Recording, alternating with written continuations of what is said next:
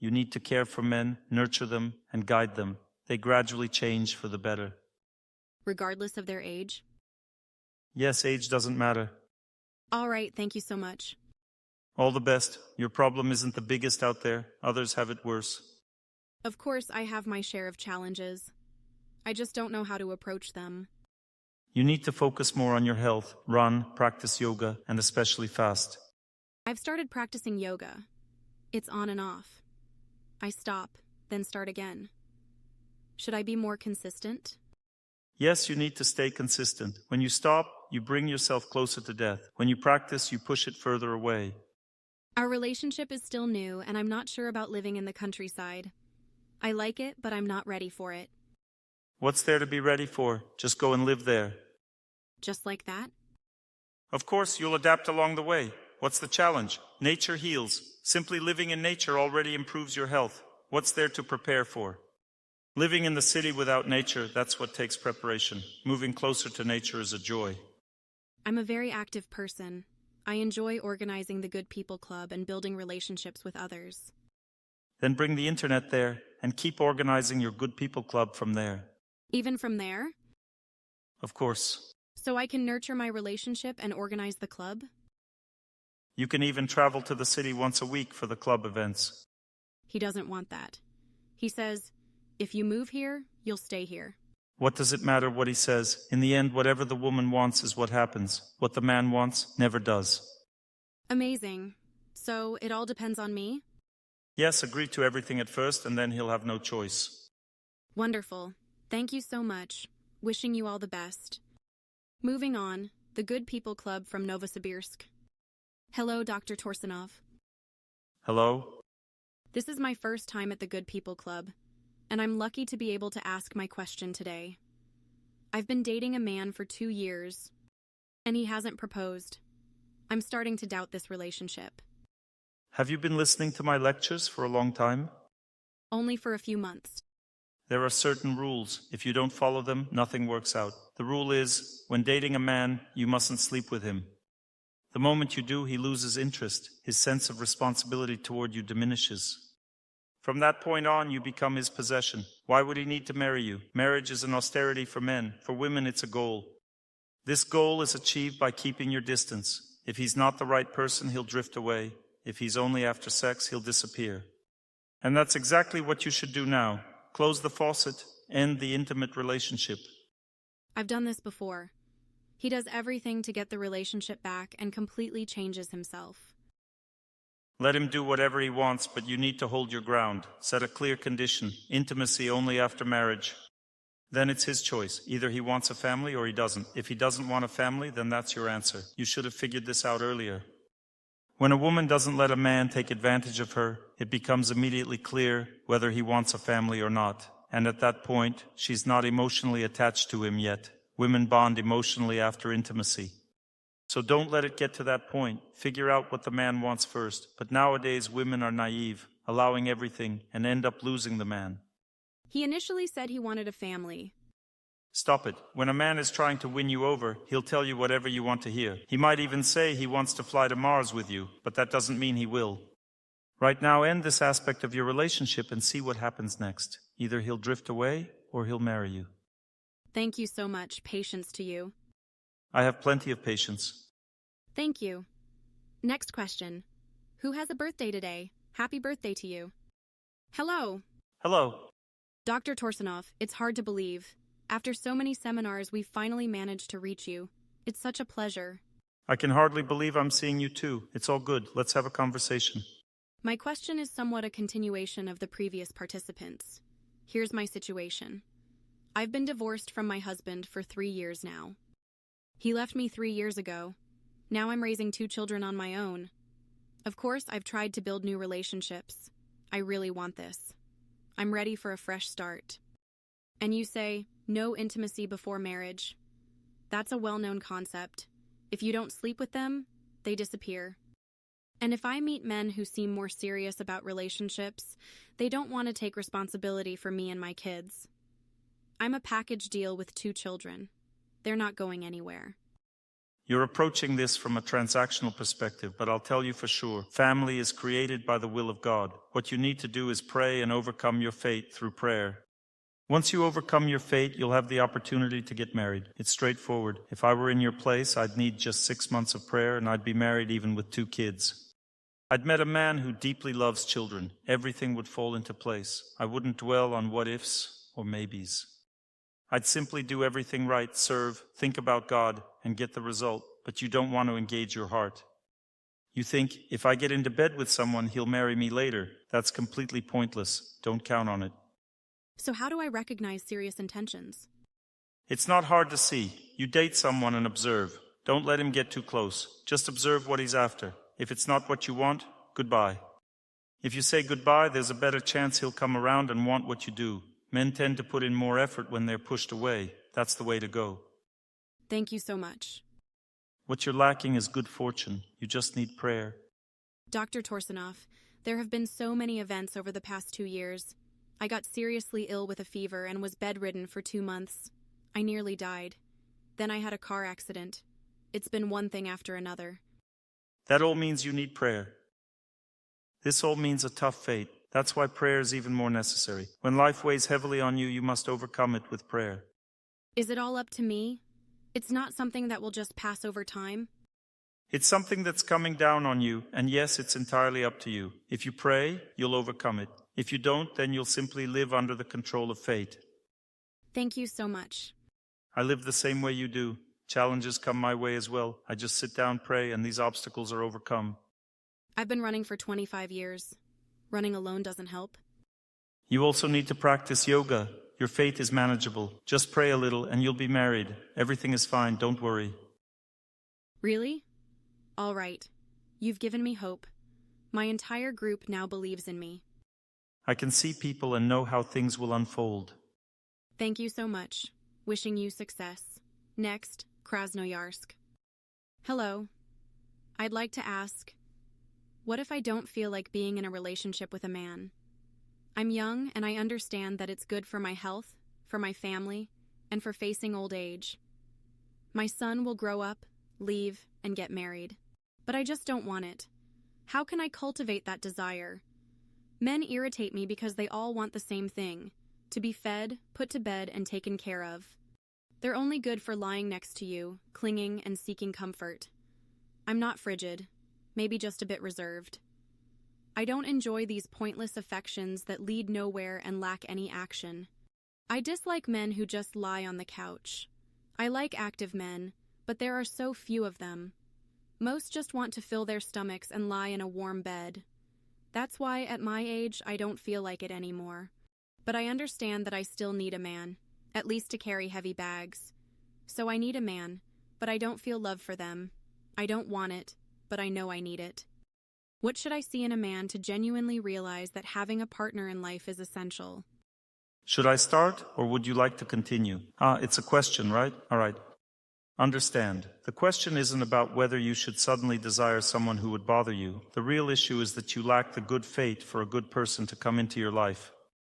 This means you need to engage in spiritual practices, develop yourself as a person, and become worthy of a partner who would be pleasing to you, someone with higher values and interests. You need to grow into such a person. Once you develop yourself, God will give you such a man.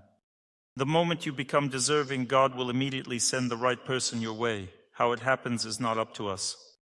You might meet him on a train, in an elevator. It doesn't matter. What matters is focusing on your growth rather than on thinking that all men want the same thing. That's just a reflection of your current level. Once your level rises, God will instantly bring a good person into your life.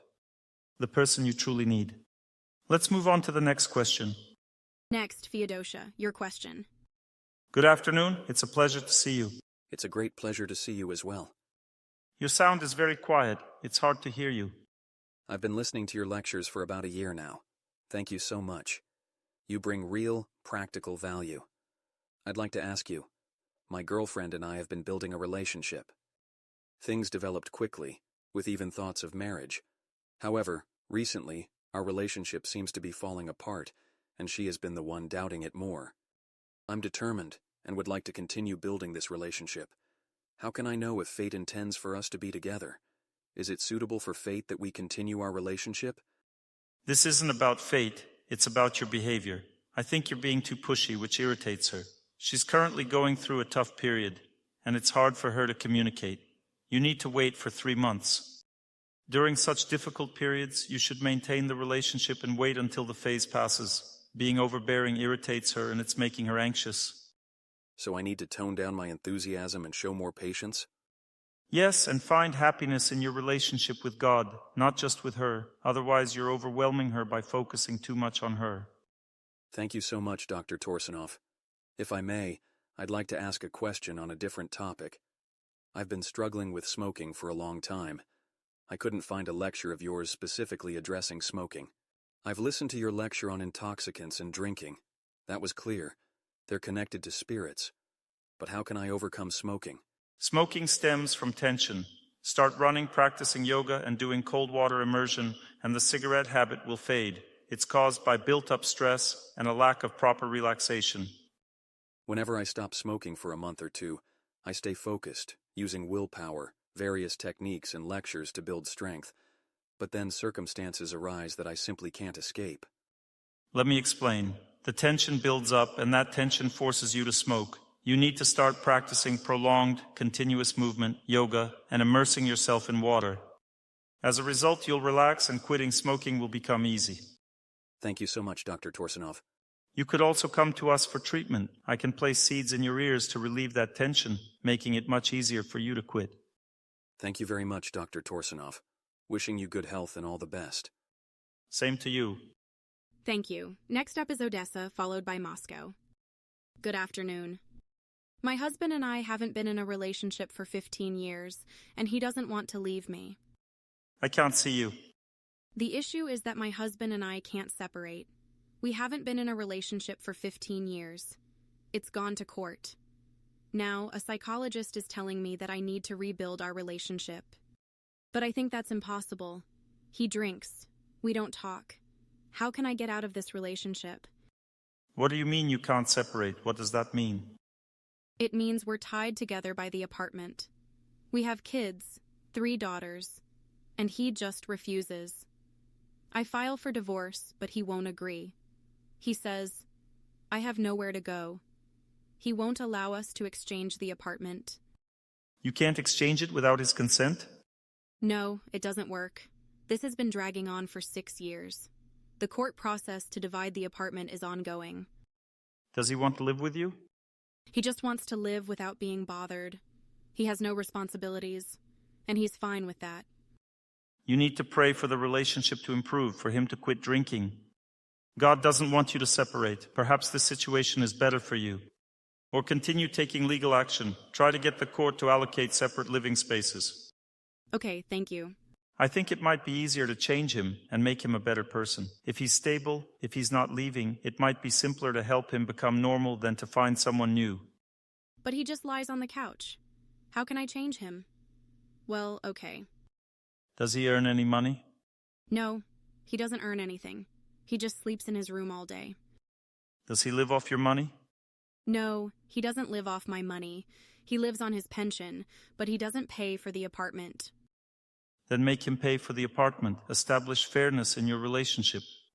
It's convenient for him to live this way. You've created a favorable setup for him. Set a condition for him to contribute to the apartment expenses as well. But won't that ruin the relationship? It would be like we're just roommates in a shared apartment. Are you trying to convince me? No, I'm just thinking out loud. Thank you so much. I'm telling you, everything is in your hands. You can either separate or build a relationship. I think it's easier to build one. Pray for him, guide him, and don't give him money so he has to use his own to pay. Thank you. If you want to separate, that's possible. I don't have additional advice for you. I think you need to put more inner effort into this situation. All right. I believe the main issue is that you've spoiled him. That's the root problem. It's a mistake. You can't allow him to live off your money. That's the primary issue, and that's why you're suffering. If you solve this problem, everything else will resolve itself. Thank you very much. Next we have Moscow, Group 1. After Moscow, we'll have Yoshkar Ola. We can't hear you yet. Let's listen to Yoshkar Ola for now. Hello, can you hear me? We can hear you. Yes, it's good. Good afternoon, Dr. Torsunov. Thank you for your lectures. I have a question. Look, it's said that a woman's psyche is 9 times stronger than a man's, so things in a relationship should go the way the woman wants. However, in your answer to the previous question, you said that if a man doesn't want a serious relationship, it's pointless. I'm conflicted. How does it work in the end? Does the woman just not want it enough? Could you come closer to the camera? I'm answering your question, and I need to see you. Right now I'm just looking at a dot, and it's very difficult to engage. Is this better? Should I come even closer? Yes, closer is better. Everyone should do this. You need to come closer to the camera, otherwise I can't see you. How can I properly help someone with their fate if I can't see them? Is this okay? Yes, that's good now. Look, the issue is that your self-esteem is very low. The power that is within you is not being expressed. In other words, you can't turn your intentions into actions because all actions are carried out through a person's self-esteem. If it's weak, then you don't achieve results. For example, if I were to talk to you like this. Hello, I'm happy to see all of you. I hope to deliver a lecture that you'll like. You understand? You'd never enjoy it, even if I'm a strong person. You wouldn't be able to find happiness in the lecture. Self-esteem must connect with the soul and the heart of a person. You need to be confident, strong inside, and have faith. What should I do to achieve that? You need to pray. You need a relationship with God because right now it seems like you believe in relationships with men, and they are crushing you. These relationships are humiliating you. A person should never put their faith solely in relationships, yet people often tend to do so. And this leads to either pride or humiliation. Only when a person places their faith in God does their self-esteem become strong, enabling them to build healthy relationships. Your worldview is misaligned. Your inner strength isn't flowing into your relationships. Thank you. When someone is alone, left with their thoughts, what they focus on reveals where their faith lies. If they constantly think about relationships, their faith is in relationships, not in God. You must learn to place your faith in God. Only then will you find strength within yourself because God overcomes all obstacles. Katie, I think this should be the last question and we'll start the lecture. Moscow. Yes, hello, Dr. Torsunov. Can you hear me? We just saw each other 2 days ago at the seminar in Moscow. It feels like we never parted. You gave me advice that my self-esteem, like the previous participant, diminishes when I'm around my husband because he's a very strong person. He's always trying to prove that I'm acting too dominant with him, that I'm instructing him. I pray, I believe in God very deeply, and I feel strong within myself, knowing that no matter what happens, everything will be fine. But you told me that I need to learn to distance myself from my husband. However, whenever I do so and act gently but distantly, he pulls away even further, and I can't seem to find balance in our relationship. I can't figure out how I should act while staying gentle. I don't know how to behave with my husband. Don't be afraid of anything. Act gently, keep a slight emotional distance, joke with him, and everything will be fine. He's a reasonable man, but he keeps trying to break you down and control you to suppress your strength in the relationship. Show your strength, fight for your happiness. There's always competition in relationships, but you must aim to overcome the situation. Don't let him take over completely. He wants to exploit you. Don't allow him to gain superiority. If you do this, he will start to yield and behave properly. I can sense that you're on the right track, but you just need more inner strength. Focus on building that strength. So I shouldn't be afraid if he becomes even more distant. How could he become distant? If you approach him warmly and kindly, how can he pull away from you? A person can't live without love. If you radiate happiness, he won't be able to live without it. Just don't allow him to humiliate you. But is there a chance that everything will turn out well for us? Things are already going well for you. Thank you. You're seeking absolute happiness in relationships, but that kind of happiness can only be found in your connection with God. People always experience struggles in their relationships with each other. If you're waiting for this kind of happiness, you'll never find it. Learn to find happiness in God and live in your family out of a sense of duty. Everything is fine with you already. Your husband is normal and so are you. You're just fighting for control in the relationship. That's true. But you don't need to fight. Just live peacefully with him. Over time, he'll understand you, calm down, and treat you better. Thank you so much. I understand now. All right, I'm starting the lecture. We need to understand that our nature drives us to seek happiness. This pursuit can succeed if a person lives correctly. It's not a matter of luck or fate. Some people say, it's not in my fate to find a partner. In reality, it's about living the right way because every person has the potential for happiness within. This potential can easily be realized both in finding a partner and in building relationships. There are specific rules that a person must follow in life to have strength in all areas. Rule number 1 is faith in God. But it often happens that people who believe in God focus solely on Him and convince themselves they don't need a family or life on this earth. They renounce everything. When someone renounces, God doesn't give them anything because they've already turned away from worldly life. Other people immerse themselves entirely in family life, thinking that will bring happiness. But in this case, they get the opposite result. The more a person immerses themselves in relationships, the less happiness they find in them. Relationships between a man and a woman can drain a person, leaving them exhausted. This exhaustion often destroys the relationship itself, leading to arguments and conflicts. So where is the golden mean in this case? A person must wholeheartedly strive toward God and integrate their life with Him. For example, if someone wants a family, they must honestly admit this to God. Don't run from the thought, acknowledge it, and overcome the feeling that it's hard to find or connect with a partner. Through prayer, one must align their life with God and bring Him into their life. Understand that if you have faith in God, you can overcome all life's obstacles through that faith. People often think they need to renounce. They pray and think, nothing should irritate me anymore. But everything continues to irritate them deeply because we still live in this world. We cannot completely switch to the spiritual realm. Of course, it is possible for someone to fully focus on the spiritual world, but in that case, they would need to live in a monastery. Then there wouldn't be any worldly problems, although even relationships with monks are challenging. I know this because many people tell me about it.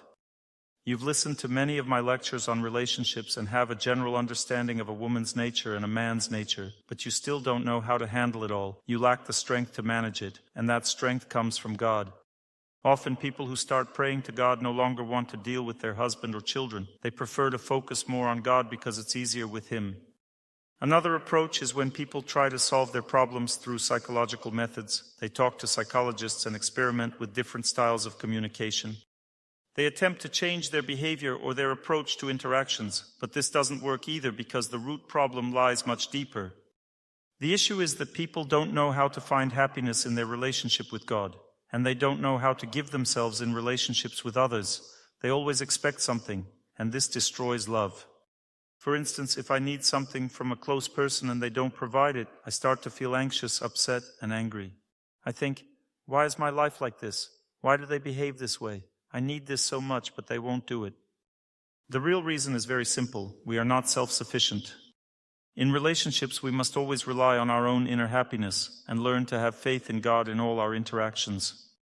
There's a valuable lesson here. You can always shift your focus away from needing something from your loved one. For example, if your husband is overly harsh in the relationship, if he's a very strong person and tends to push too hard, don't dwell on it. Simply pray and expect nothing from him. Just pray, serve him, and interact with kindness without paying too much attention to his behavior.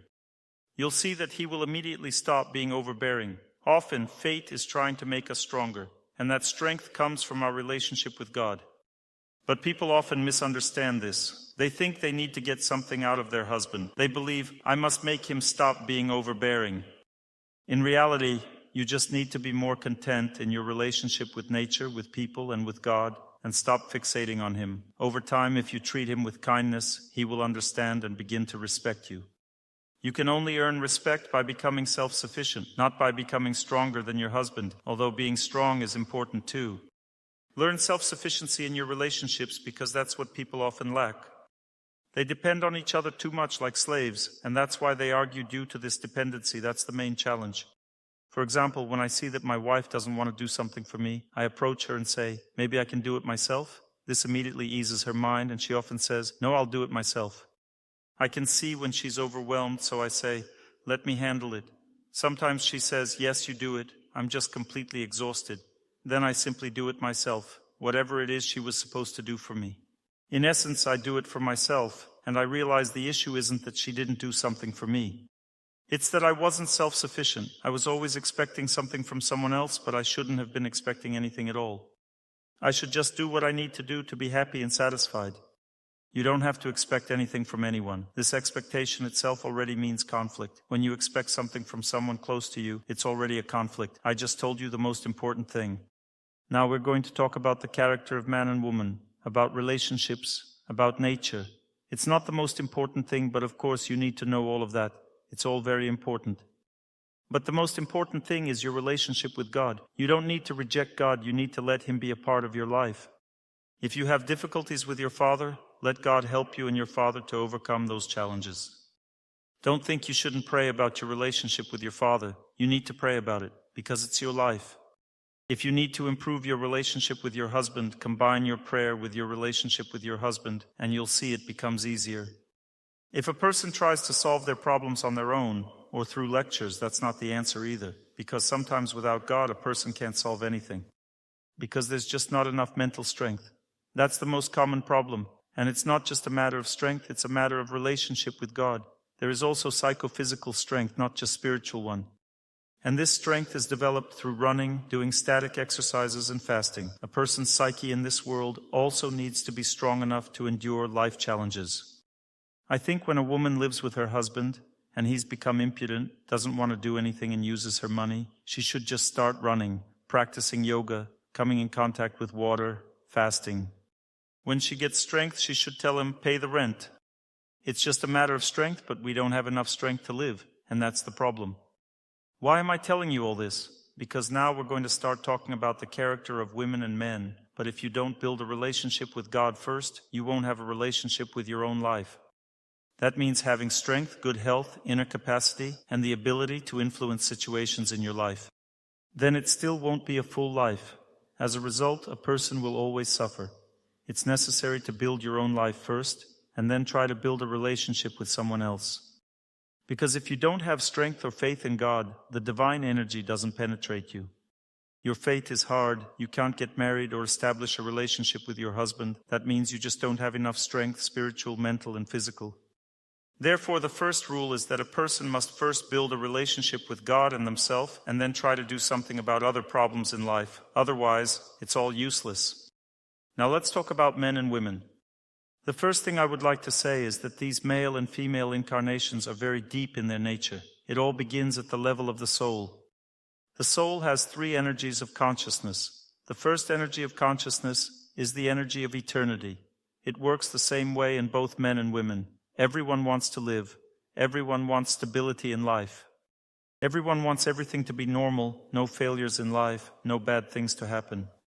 That's the first thing. The energy of consciousness works the same for everyone. The second energy of the soul is the energy of happiness or love.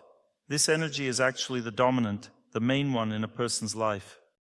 It stands above all other energies, and this energy is embodied in the psyche and body of a woman. That's why the whole world revolves around women. Children cling to their mother, and a husband clings to his wife. Everyone loves women, and women are the foundation of life in general, and she even likes herself. She likes to be alone with herself. She feels good in this female body. A woman is born for harmony with this world, for purity, for love, because love doesn't exist in dirt. A woman loves order, purity, so that the energy of love flows well. A woman needs tenderness because the energy of love is very gentle, sensitive, and vulnerable by nature. A woman tries to create gentle, sensitive relationships so that the energy of love flows well. And a woman strives for love itself, and that's the meaning, the purpose of her life.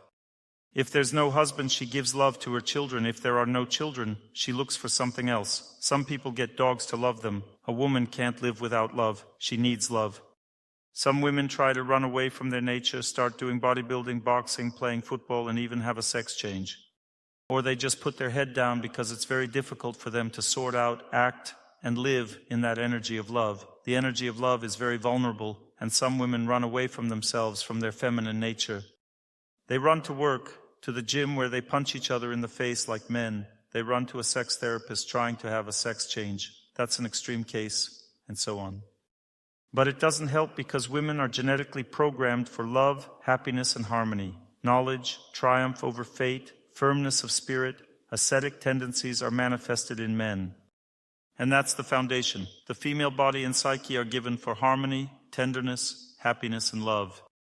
And there's another thing to know. The female birth is the birth in which the soul is filled with power. and the male birth is the birth in which the soul expends power. If a man has spent a lot of energy, completely exhausted, he gets a female birth in the next life to get energy. From that, men immediately understand why women like to sleep, why they're so lazy, don't want to do much, don't want to overexert themselves, don't want to make strong-willed efforts. Because it's all embedded in the very foundation of a woman's existence. A woman gets energy from her children, from her husband, from nature. That's why she likes to enjoy everything and likes to feel happiness from everything. That's her feminine nature. She feels it very strongly, loves it, she loves people. A woman loves everything around her and gives that love to people. It makes people happy. That's the way the female psyche works. And in this way, she saves up her strength to give it to others in the next male birth, to develop, to overcome fate, to become strong, victorious. Because of what I just said, women will think, and now we need to be unintelligent, not strong, weak, and no life at all is possible then. It's a little bit different. I'm talking about some opposites. There's always a masculine principle in every woman. That means a woman has willpower over herself. She has all that, but she doesn't really like it. By nature and in her heart, she doesn't like to force herself. Therefore, there are good ways for women to work on themselves. To do this, women should have very deep, close relationships with other women. Because there's individual intelligence, it has a masculine nature. Women also have individual intelligence. A woman can also make herself do something. That's not a problem either. It doesn't mean that a woman can't make herself do anything at all. She can make herself do something. She has the willpower, the courage, the determination, but she doesn't like it. Because she saves up energy in this female birth. So when she expends all her energy, she doesn't like it. She feels bad about it. She feels like she doesn't want to live like that. For example, if a woman communicates with another woman and inspired by the female communication, by the lectures, by the work on herself, spiritual programs, she starts doing exercises, starts doing something else that she likes. She feels great happiness. Today my wife asked me to go for a run with her in nature. I went for a run with her. She enjoyed it very much. Because she didn't make any volitional efforts to run. She wants to run, but she doesn't have the willpower. And I just ran with her, and she ran using my willpower. But women can run with each other in the same way, not necessarily with their husbands. When a woman is alone, she needs to exert willpower. If there are two women, neither one exerts willpower, nor the other. Similarly, they can call each other saying, "Let's wake up early today." Since women have a harmonious nature, psyche, they like to be friends with each other. When they're friends, they can make arrangements. That's how one can develop in a female body. The only condition is that you need to be a very sociable person. You should not be a loner, but a communicator. If there are close, kind relationships, then a woman's life will be very easy and good. She becomes strong and is able to solve all her social issues, get married, find a good job, a good place to live. All of this happens to a woman through the power of relationships. Now, if we take the male nature, it's the opposite. With a man, it's the opposite because a man has to learn how to be strong from within. If a woman must build relationships with women or society first, and her relationship with herself will depend on it, then for a man, everything starts with himself. If a man, for instance, overcomes himself, makes some volitional efforts, performs austerities, works on himself, then in this case he can easily make friends with everyone and behave well in society. He needs to first establish a relationship with himself. For a man, everything starts with willpower. If he makes himself get out of bed and run, lift weights, wrestle, fortify, then gradually it leads him to solve all the issues of his life. If he's not confident, he can't even maintain a normal friendship. He can't make friendships or work properly, because nobody likes him that way. A woman, for example, is not confident. She immediately says, "I'm not sure of myself." And everyone likes it, because the energy of love comes from her. No willpower is required. She uses the willpower of others because she gives love. Therefore, a woman is required to love everyone, to be cheerful in terms of love, to be sociable, to give everyone a good mood. That's enough. Willpower is not required of her. A man needs determination, willpower, strength of mind, firmness of character in order to be able to love people, to develop in work, and so on. Therefore, the developmental paths of men and women are very different. Some women want to force themselves to do something. That's the wrong approach to life. A woman shouldn't force herself to do something, but she should learn how to build relationships. When a relationship is well built, she is inspired. She can easily start doing anything on a wave of inspiration. She doesn't have any problems. But if she has no relationships, she's a loner, constantly dreaming about something. She's not going to have a normal life. It's the opposite with a man. Everything begins and ends with him making a breakthrough in overcoming fate. Of course, it's difficult to make a breakthrough alone. Being around other men is also important. Therefore, it's necessary to start with a circle where you have contact with male energy. That's where you get a little bit of a charge, get a boost of energy. And then you start to run, to practice yoga, to make steady efforts in life to overcome fate, and then you'll be able to live a normal life. I talk about everything. It applies to relationships too. For example, how does a woman build a relationship with a man? We need to figure it out. If a man hasn't built a relationship with himself, it means he's lazy, barely alive, has bad habits, finds it difficult to work, constantly wants sex, constantly dissatisfied with everything. It means he just hasn't built a relationship with himself yet. And his wife should inspire him to build a relationship with himself. Either to get him to go to a sports club or take him outside to run or motivate him to practice yoga. Often it takes a woman to give a man a push, a light kick so that he can develop. And when a man becomes strong within himself, everyone needs him. He's needed at work, his wife needs him, and he becomes handsome and attractive. Now here's the second option.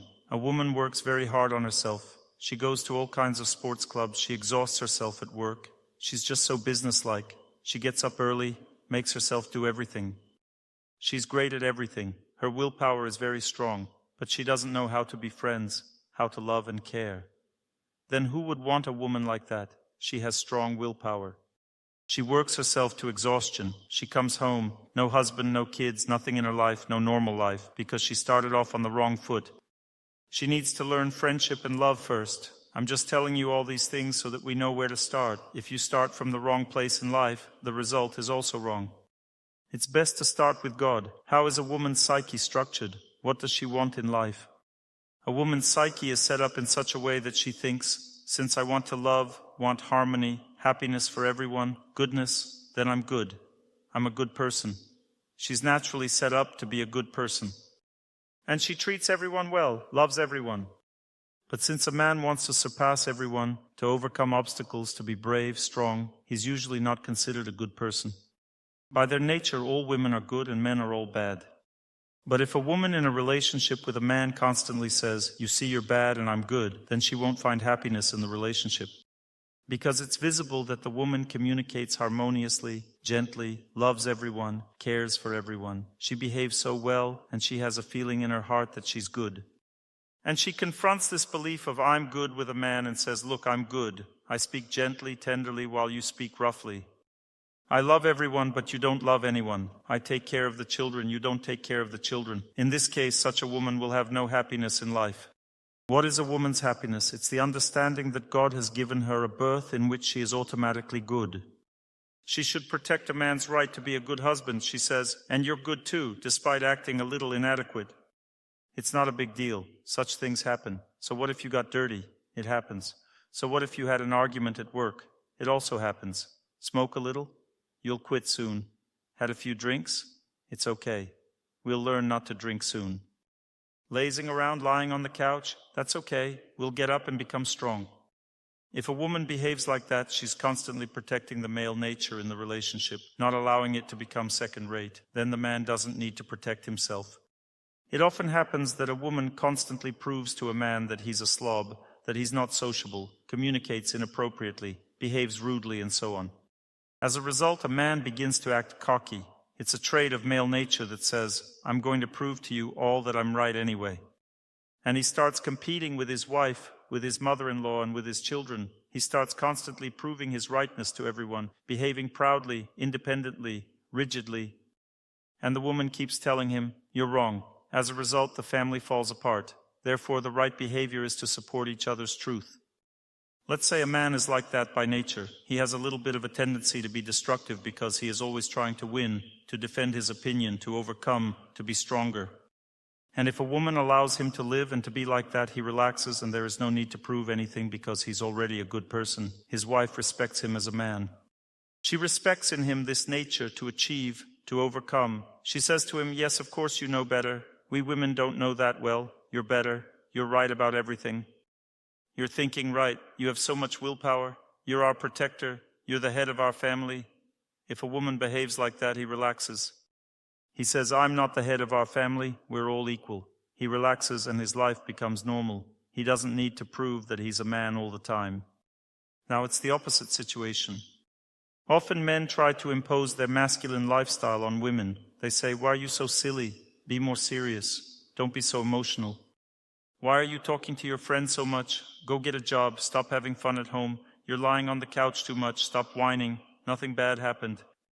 And you have too many demands on everything. You don't like this or that food. You don't like a dress made of rough fabric, and you need a softer one." Man starts to compete. He starts to envy the female nature. He says, "Let's go and train together. Why do you have a cold? We swam together in cold water. I didn't catch a cold, but you got sick. Maybe you're setting yourself up wrong for this cold water?" A man doesn't understand that a woman is in a female body. Her body is sensitive. It gets sick quickly. A little overcooling, and she's already sick. She can't eat everything. She needs to eat what she likes. Otherwise, she will be in a bad mood and become sick. If she puts on a dress that doesn't suit her, she'll suffer in that dress all day long. She should only wear what suits her. A man shouldn't compete with a woman in feeling happiness. If a woman competes with a man by trying to prove to him that he should be a good person, then a man is trying to keep a woman away from her sources of happiness. A woman was born in a female body to be happy, relaxed, gentle, to allow herself more than a man, to eat the sweetest and most delicious things, to receive flowers, to receive tenderness, affection, attention, and care. All this is necessary for a woman's life. If a man says, "You want too much, I don't get as much affection as you do," well, you were born a man. What kind of affection do you need? You need to run like a dog, work hard at your job, swim in cold water, and lift weights. If you're strong as a man, you'll be loved. Give the woman the opportunity to enjoy life. Let her enjoy her kids, her mother-in-law, her mother, her relationships with her friends. She wants to go to a holiday resort. Good, let her go. Take her to a holiday resort. Let her relax there. She didn't seem to be working hard. Why would she rest? It's none of your business. If you keep criticizing her in the next life, you'll get a female body. Then you'll be the one being oppressed. A man often envies a woman, tries to prevent her from her enjoyment. This is the envy of a woman's life. The woman envies the man, tries to make him a very good person, tries to impose excessive purity in behavior, delicacy, a very soft, affectionate, gentle style, so that he behaves like that. It's a constant struggle for the dominance of their ideas and views in the family. A woman imposes the dominance of purity and love for children and the dominance of tenderness, neatness, and affection. A man imposes the dominance of hard work, willpower, intelligent behavior, absence of excessive emotionality, self-control, correct eating habits, or whatever. According to Dr. Torsunov's lectures, why do you allow yourself to eat sweets at the wrong time? If you're born a woman, then you allow yourself that, because as a woman she tries to follow all the rules, but when there's not enough happiness, she lives as she can. Why am I telling you all this? Because often people argue with each other. They're not self-sufficient. They don't understand the purpose of each other's birth. A woman has to be happy, a man has to be busy. He doesn't have to be happy, he has to be busy. He must have a purpose in life, he must work on himself, develop himself. A woman should be satisfied in happiness in a relationship. Then sooner or later she'll give her husband happiness too. She'll understand that he has given her a good life, and she'll be grateful to him for it. A man shouldn't worry much about whether his life is good or not. He should be concerned about whether or not he achieves his goals in life, how capable he is of overcoming fate, how capable he is of praying correctly, teaching others how to live right. If a man achieves his goal in life, he'll always be happy in his relationship with a woman. A woman always needs a strong person. If she sees a strong man next to her, she may not be satisfied that he behaves too strictly with her, but in her heart she'll always be happy, and she'll be grateful to him for that. It's about self-sufficiency, competing with each other and misunderstanding each other. The next thing I would like to discuss is that there's work and there's family. These are different things. At work, a person builds business relationships. These are relationships of honor and duty. They're tough by nature. You need to look very serious, behave very clearly and unambiguously. What you say is what you do. And these relationships have a masculine nature, and that's why a man is like a fish in water at work. He's serious, businesslike. He makes volitional efforts and overcomes difficulties. But when a woman comes to work, for her to behave too seriously, to say and do things exactly as she said, means severe exhaustion. Therefore, a woman may enjoy work, but she has difficulty in business relationships when she's forced to do something. When people treat her not gently or affectionately, but harshly, make demands, issue some fines, punish her, humiliate her as a person. All this means that the person is out of their element. The same is true for a man. In business relationships, he's in his element, he's at ease. He's naturally serious, overcomes difficulties, and does what he's been told. When he comes home, it's no longer his nature that starts to work. One needs to understand that family is purely feminine energy. The children have feminine energy, the apartment has feminine energy, from the wallpaper and curtains to the bed and all the furnishings in the apartment. Even the music in the apartment. Nobody plays songs like Glory to the Fatherland in the apartment. Nobody plays that kind of music at home. Everyone plays some kind of gentle, tender music. That means it's feminine energy again. Everything that exists in the apartment is feminine energy. Everything has a feminine energy. The man enters into someone else's energy. Of course, it's nice to be surrounded by sweetness, to live in an atmosphere of feminine energy. It's great for the man because it relaxes him. He sits down on the couch and starts to feel good. Everyone is running around him, jumping around, giving him affection and attention. And then he starts thinking, why go to work? I feel good here. I'll watch TV all day and drink wine. That's a problem. Because a man shouldn't stay at home for too long, as it makes him lose his masculine willpower. It's clear that men need a home, rest, and love. No one can live without love. But if a man starts abusing it, demands too much sex, affection, care, constant attention, then a man gets fat. He develops bad habits. He even loses the ability to conceive children, becomes infertile. He only causes strong aversion in his wife. A man who wants to live such a lazy home life causes strong aversion in his wife. He begins to irritate her. If a man is always at home and needs constant care and devotion, a woman gets tired, exhausted, withdraws into herself, closes herself off somewhere and doesn't want to interact with him. In that situation, life becomes very difficult for her. All of this needs to be understood. Why does the wife sometimes want to be alone? Because she needs to accumulate strength. She can't take care all the time. Why does a man irritate a woman? Because maybe he's taking too much advantage of her. A man's relationship with a woman is always such that the woman is taking care, giving of herself. The man rests in that relationship. Therefore, the man naturally has to be at work for a while. He should be doing his own business without requiring too much of the wife's feminine energy. Otherwise, she becomes depleted, unhappy, sick, and exhausted. Similarly, a woman should understand that when a man comes home, he's out of his element. This is not his high activity zone. If she says, let's sit down and talk, tenderness, affection, attention, treat me gently, affectionately, caringly, she wants too much from him. He certainly has some capacity for that, but he's not ready to dance attendance upon his wife and be tender, affectionate, and caring all the time. It greatly depletes him. It's not in his nature. It's not his strength. It's an austerity for him to behave in that way. Of course, an intelligent man can do all that, but it's not in his nature. Therefore, he won't last long in that kind of relationship. It's hard for him to maintain this connection for a long time. If a wife demands to sit with her for an hour, to talk to her, to take care of her, to show affection, it means that she lacks female companionship. Because a woman who wants to receive affection, love, and warmth from her husband simply lacks the companionship of other women. Because a man gets his energy from men, he should have friends. Everyone gets energy from God, from spiritual life, from nature, from good people, from temples. A woman gets energy from women, a man from men. When a woman takes care of her husband, she depletes herself, spends her energy. Therefore, a man shouldn't demand too much care, because she loses her energy. Especially if there are children, because a woman also spends her energy on children, although she gets energy from children too. The gentle, affectionate behavior that a man shows towards a woman is an austerity for him. If he voluntarily engages in this to please his wife, in that case the wife can also receive energy from the man too. It's not easy for a man to energize his wife. For a woman, taking care of her husband is easy and natural. She can simply take care of him, do the laundry, for example. As one woman said, men need the same things. They need someone to do their laundry, to clean up, to feed them. He lies on the couch and doesn't want to do anything. This indicates the level of development of the person. If a man is intelligent, he doesn't live for these things. He doesn't need someone to do his laundry, to clean up, to give him sex. He lives for God and for his work. He has a mission in life. He comes home just to rest. Naturally, when a man is tired, he needs care. So a woman gives herself fully. She feeds him, takes care of him. But if a woman doesn't have her feminine mission, meaning no love for people, no feminine activities, no children, she also becomes lazy and unhappy, exhausted.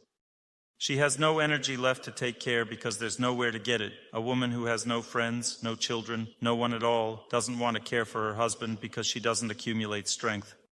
A woman should accumulate strength in her relationship and then give it to her husband when needed. And a man accumulates strength in his work, in his spiritual life, in his mission, and gives it to his wife. It's also important to know that a man is also obligated to behave very gently and affectionately with his wife, to allow her certain things.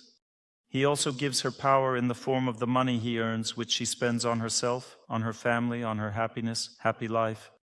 We've already moved a little bit from the very nature of man. We've moved on to responsibilities. What are those responsibilities? The responsibilities of a woman are to be self-sufficient, beautiful, inwardly strong, and feminine.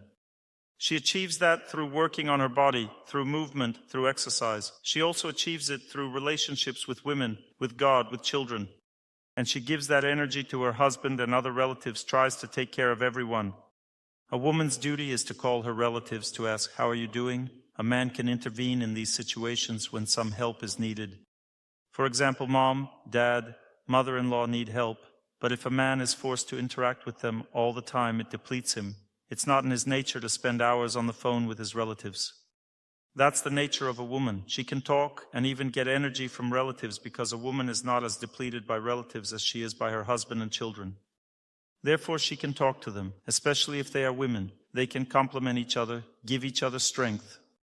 A man can also do some things with his relatives. For example, go to help make repairs for them, or go somewhere together, on some holiday, repair a car together. It's not difficult for him, but interesting. In this case, he gets energy from such activities with relatives. But not just chatting with them, it's the woman who should maintain the relationship. She should communicate mostly with women. Men don't communicate much with other men. Relationships with family relatives should be maintained through women. All contacts, all relationships are maintained through women, not men. Men exchange greetings by saying, "How are you doing? Everything's fine. Well, bye." That's it. That's their communication. Women should chat and gossip amongst themselves. They're doubting things, cheering each other up, resolving issues. They live through relationships. They tell each other about their lives. A man won't tell you anything about how he's doing or what's going on. He's going to figure it out on his own, decide what to do and how to be. This is very important to understand. The duties that a person carries out can only be fulfilled if you have strength, and strength comes only to those who lead a healthy lifestyle. It's very important to understand that most people don't lead a healthy lifestyle. For example, everyone works to exhaustion and thinks that's the most important thing. People think that if they have an apartment, money, can go to a resort, buy themselves something, then they are happy people. And this feeling of happiness when someone spends and earns money is now being cultivated heavily in the mass media because it's profitable. They always show a video of a person walking through the store. They're so happy, they're saying, "Wow, they feel so good in that store." There are kids in there playing some games and they're looking at things thinking, "I'm going to buy this and that." They're trying things on, smiling. They find so much happiness in those items or in a new apartment. There are car advertisements with splashes, and they are sitting in a car like in a spaceship. But comfort, coziness, and purchases are not really for happiness, they're for calmness. These are different energies, happiness and calmness. Now the mass media cultivates the idea that calmness is when you have a big apartment, everything is great, you have a good car, live in a nice place, have a good job. All of these things give you calmness. That's not happiness. And the mass media try to prove to us that this calmness, comfort, and coziness is happiness. That's why families fall apart, because happiness comes from austerity in relationships. To experience happiness, a person must learn how to behave correctly in these relationships. In relationships of love, relationships of duty at work, friendship, relationship with God, in all kinds of relationships. Relationship with nature brings a lot of happiness. I went for a run this morning and got a lot of happiness from nature. Again, it's up to you. If you understand that this is a better way to live, God will give you that life. Relationships with friends bring happiness. There should be a temple you go to that also brings happiness. All relationships bring happiness easily, except the relationship between husband and wife. But if you want to get happiness from your wife or husband or children, here comes austerity practice. You need to work hard, because the hardest fate comes through this relationship. And this is where you really need to work very hard for happiness. And what does that work consist of? A person must control themselves every second, because if they expect to get happiness from a loved one right now, and they're attached to that, then suffering will definitely come through that. Let's say I should go home after a lecture. My wife should prepare a meal for me there. If I'm attached to it, she'll definitely delay and cook it later. That's 100% sure.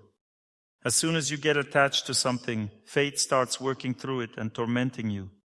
Or let's say we have a day off today, and I want to go to the countryside with my husband. We want to rest. I want love. Love means that the husband will tiptoe in the early morning saying, "My dear, I will bring you happiness." As one song says, "I see a red shore with a strip of silt. I'm ready to kiss the sand you walked on. But suddenly my husband overslept. We're supposed to go to the countryside, but he's still asleep." Immediately a scandal breaks out. When people plan to get some happiness together without understanding that it's an austerity, it all ends up in quarrels. Often the same thing happens with trips to a resort. They argue all the way until they get to the resort. Why are they arguing? Because they want to get into the happy zone. The happy zone in a relationship between husband and wife has a very fragile, sensitive, subtle, and vulnerable nature. In that relationship, first of all, you don't need to wish for anything. Secondly, you need to behave a little bit playful. "Are we going on holiday today or not, my dear husband?" Tell him that in jest. He'll reply, "Well, we'll go. We had a deal after all." She'll joke again, "Why are we still sleeping? Maybe our sense of time has changed." He replies, "Well, I'm just tired. I'm off work, you understand? Well, I'm sorry, we'll go later." Now everything becomes clear. The person is just tired, not that they're neglecting your happiness. A family relationship should have a light nature. You need to joke with each other all the time. You need to forgive, ignore when a person does something stupid. Give all advice in a semi-joking tone without imposing your opinion. Behave very carefully, kindly, knowing that only in this style everything will deeply reach your loved one. If you're being serious in a relationship, you begin to say, "Do you understand that I'm going to leave you?" If you behave so seriously, then he will understand that you will leave him. And if he understands, he'll leave first. Why should he wait? If we start over-dramatizing things, "You don't love me, don't fulfill your duties, don't act according to the lectures," and all that kind of stuff. There's the constant dramatization over not being given the happiness you deserve. In this case, the family will undoubtedly fall apart. There's one rule to understand in a relationship between a husband and a wife. If you put some principles above the relationship, let's say, the husband doesn't want something, and then you decide, "That's it, I'll show him." If you do that, the family will fall apart, because you don't understand the nature of relationships. This relationship of love involves the ability to tolerate, to forgive, and to behave in an unobtrusive, careful way, with respect to your own desires and to the person you love. You'll say, "Where does happiness come from then, Dr. Torsunov?" I've already said that you can get happiness from nature, from friends, from God. And in the family, suffer with your husband until you learn to want nothing and be happy. Behave with him gently and unobtrusively. As soon as you learn this, your happiness will begin immediately. Because he'll like that behavior. He'll relax and start behaving the same way himself. If your loved one doesn't understand how to behave right in the family, be patient. If you behave right, they will understand it too and start behaving better. That's how family life works. It's a life where the energies of love are flowing, and those energies are very complex. If you want to know the truth, a person cannot fully love another person, because the energies of love are so fragile, vulnerable, and strong. When something is fragile, vulnerable, and strong, can it exist in a rough atmosphere? It doesn't work that way. Take a straw, for example. It should fly at 120 kilometers per hour. It's going to shatter into small pieces because it's fragile and the speed is very high. That's the relationship between a man and a woman. It's fragile and the speed is very high. Strong, big energies are moving, but a person needs to behave gently and tenderly. And the energy power inside is very strong. For example, "My dear, my beloved, I'm so happy to see you. I see that you have long hair on your coat. I understand that you probably just stood next to a girl on the tram. But the lipstick on your face somehow doesn't fit with faithfulness, but I understand. Let's go eat. Everything is fine." And then he'll understand that his wife already knows about his mistress. He'll start thinking about how to live further. But if you start yelling, "There's hair on your clothes and lipstick," then he'll think he's living with a fool and he'll go to his mistress. And that's how you can easily lose a husband who's a little bit lost in the relationship, went astray, got into the wrong situation. You need to get him out of that situation slowly, with a kind, gentle approach without dramatizing the situation. Anything can happen in life, who knows? Therefore, you always need to learn to accept your fate. The hardest fate comes from loved ones. We need to learn to accept that well. Once you develop this kind, gentle, playful, light style in a relationship with your loved one in your heart, that means two things. The first is that you're a self-sufficient person. You're happy enough in all other aspects of your life. You can just give happiness to your loved one, and you're okay with that. And the second one is that you develop an understanding of what a family relationship is. It's a very fragile relationship where we become happy only if we treat each other very carefully. You also need to know where to show this carefulness. And for this you need to know the deep nature of a person. For instance, a woman is made of very subtle energies. These are very delicate, very vulnerable, sensitive energies. Therefore you need to treat your wife like a feather. My dear, how are you feeling? What's going on with you? Oh, I'm so worried about you, even if you're not worried at all. You should understand that in a relationship with a loved one, you can deceive if it's for the sake of love. You can deceive, and there's nothing wrong with that. For example, when I apologize to my wife, she says, "In your lectures you say you don't feel guilty." I reply, "No, I feel guilty. How can I not? Of course I feel guilty." She calms down. She feels that there's love in the relationship.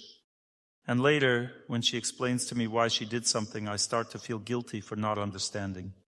But if you don't deceive right away, there will be no relationship and you won't understand anything. You need to understand very well that this small deception with a loved one isn't really deception. It's just a necessity for the relationship.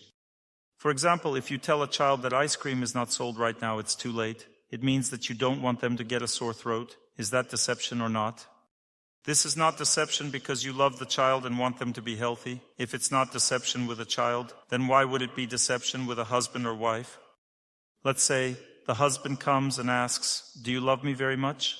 And your feelings for him have completely cooled down. You say, "I adore you," and you kiss him. Is that deception or not? It's not deception at all. If you're behaving that way, that's the way it's going to be. That's your mindset. He'll be grateful to you, and you will receive reciprocal gratitude from him. When that kind of play goes on in family relationships, it's a sign of very high intelligence in people. Yesterday at a lecture I talked about this, and I suggested to a couple to have a serious talk with each other to clarify their relationship in front of everyone. And the man sincerely said to me, "I have no complaints about my wife at all, and she's such a good person." And the woman also said, "I have no complaints about him either. I can see people's hearts. I can see that she had a grudge against him 2 days ago, and he spent his whole life not doing exactly what she wanted. Her expectations weren't met." But they don't tell each other about it because they understand that it would only make things worse. The energy of love stops working when people are constantly living with complaints, resentments, and accusations.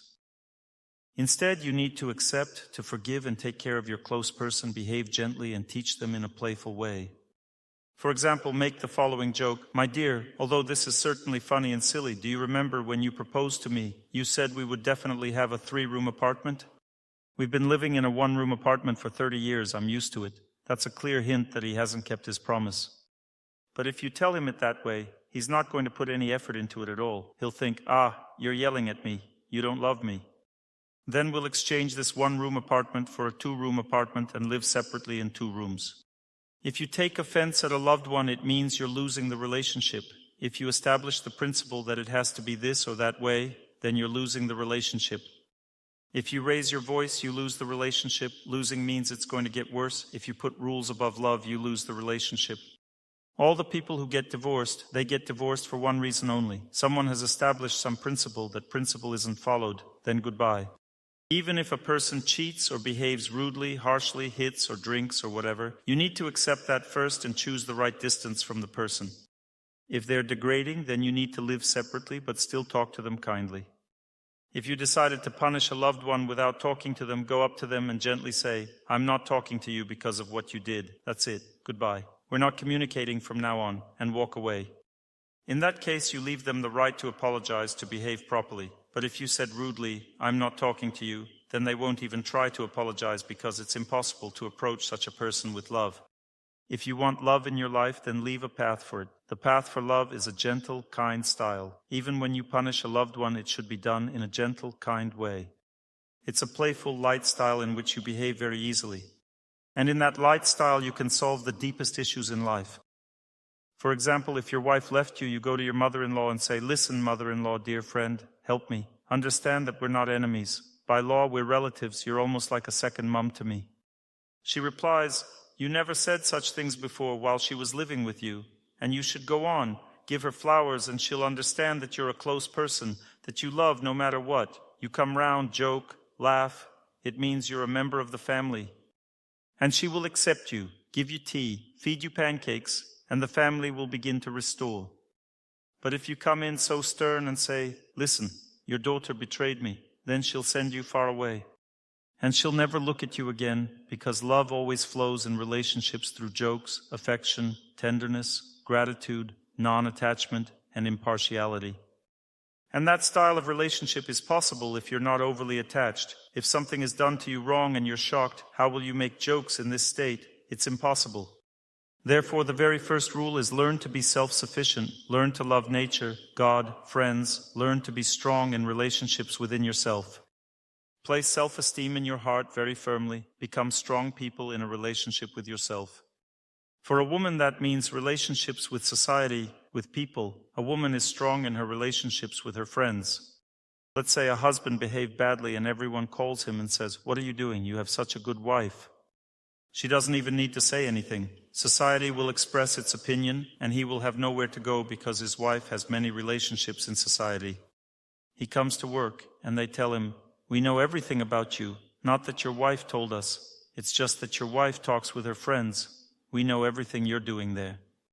He will be scratching his head, thinking whether he should continue doing this. The whole city already knows what I'm doing, because my wife loves everyone. She is friends with everyone, and she can't hide it. And that's it. He is controlled by society. He can't allow himself to go too far in his relationship with his wife because she has a strong position in life. Or all the neighbors gathered in the hallway and said, we heard that scandal. We love your wife. We won't let you mistreat her. Got it? All the neighboring women are constantly standing there with big rolling pins. He steps out into the hallway and sees them. This is no longer just a simple situation. Of course, they won't fight with him, but it's still unpleasant. They put their hands like this. That's how women do it, hands on their hips. This means combat position, ready to attack. Everyone's ready to attack.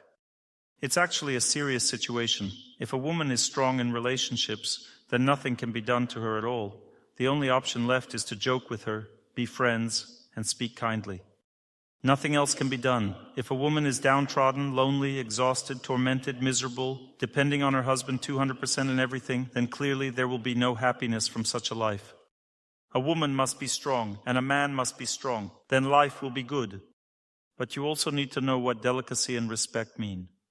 The most sensitive area in a woman's life is her ability to feel tenderness, affection, and attention towards herself. This is a very sensitive area.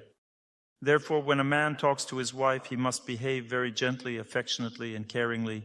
He must do it. You'll say, well, Dr. Torsunov, this isn't natural for me. I'm not that kind of person. And that's exactly what I'm talking about. It's not natural, but a man must behave exactly this way. He should behave gently, affectionately, attentively with his wife, because these are the rules of respect for a woman.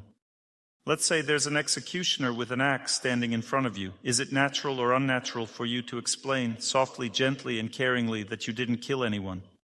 It's not natural for you, but you'll have to do it because if you talk to him rudely, he'll chop your head off even before the scheduled execution time. Then he'll say, sorry, I overreacted. You don't understand that the woman standing in front of you, your wife, is also an executioner with an axe. She will punish you if you don't behave right. She will speak right into your heart, because her words and emotions get to your very heart and you can't protect yourself from this. Therefore, behave carefully with her because she is the fire of your fate. Your fate will burn through your wife. She will torment you, not someone else. So be affectionate, careful, and most importantly, not to make things worse. You should be caring, gentle, and affectionate. My dear, maybe you want this or maybe that. What else can I do for you? And then the woman will feel that she is respected. This style of behavior is respect for a woman. And when a person is respected, they relax in their personal life and become grateful. The energy of love begins to flow. Now about respect for a man. You need to understand that the hardest and most difficult thing in a man's life is when he's not valued as someone who overcomes fate, who has his own opinion, who takes responsibility, who takes the hit, and so on. And therefore, from the very beginning, a woman should approach a man and say, what do you think? Yes, that's so great, such a good opinion. You understand everything, you know everything. No one doubts that. And so you should be very careful with a man regarding his opinion and his responsibility. Let's say he didn't bring his salary, and you say, I understand, you manage money properly, but for some reason we have a situation where the children and I have nothing to eat. I know you understand everything. You will definitely help us, at least until Friday, because if there's nothing to eat on Friday, we'll go live with Mom for 2 months. We know this won't happen because you're a very responsible person. We will definitely have money at home. I know, so go ahead. Good luck. That means even in a critical situation, when there's nothing to eat, the husband didn't bring his salary and has a brazen face, still you need to tell him that we're leaving to Mom's if you continue behaving this way. You should be very kind and tactful regarding his masculine nature. He'll scratch his head and understand that he has to bring money home. Nothing can be done, whether you lost it gambling or not. He has to borrow and bring money because otherwise his wife will gently and tactfully leave to her Mom's. If a woman doesn't break the relationship, even if she punishes by leaving, then a man always has a chance to rehabilitate himself, ask for forgiveness. This gentle style of respect for male nature means that you're a responsible person no matter what. Even if you got drunk like a pig, you're still responsible. You're just sick right now. You're slippery and smelly. But when you recover, you'll be soft and fluffy. Faith in this soft, fluffy husband must remain in a woman's heart no matter what. But at the same time, she can punish him. Let's say, if he behaves badly, she goes to live separately. You can even smile at him and give him a slap. Then you can say, sorry, I did it accidentally, and walk away smiling. Give him a slap if he deserved it, and he'll accept it with love. I had such a situation during my lecture. A lady stood up and asked, what's it like to lovingly make a remark? And I started talking to her with love and told her about her character. She didn't even notice that I said something harsh. She said, yes, that's right. I told her with love, jokingly, and she accepted everything. But if I had strictly said that she has a bad character, she would have gone crazy from my words. I'm saying that when family relationships have a light, playful, affectionate nature, you can solve the most complex issues and even punish someone easily in these relationships. But if rules and principles are placed above in relationships, then scandals, conflicts, and everything else begin. And there are only 2 reasons for all this. First, you are not a self-sufficient person. You are dependent, so you get off balance a lot. This means you are not a self-sufficient person.